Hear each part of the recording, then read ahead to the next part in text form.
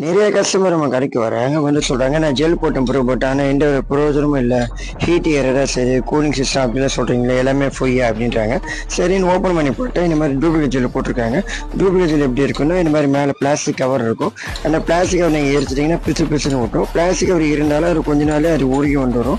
இதெல்லாம் கஸ்டமர் வெளிகளில் போட்டு ஏமாந்து வந்த வீடியோஸ்லாம். இந்த மாதிரி ஜெல்லில் போட்டு ஏமாறாருங்க. ஒரிஜினல் ஜெல் வந்து இந்த மாதிரி இருக்காது, நம்ம ஷாப்பில் இருக்க மாதிரி பாக்ஸ் பேக்கிங் கூட இருக்கும். அந்த மேலே இன்னொரு பிளாஸ்டிக் கவர் இருக்காது. பொதுவாக ஜெல்லுனாலே ஒரு ஹீட் ஏறக்கூடாது, பிளாஸ்டிக் கவர்னா சூடு ஏறதான் செய்யும். ஸோ இந்த மாதிரி போட்டு ஏமாறாமல் இருங்க, ஒரிஜினல் போடுங்க, நல்லா யூஸ்ஃபுல்லாக இருக்கும்.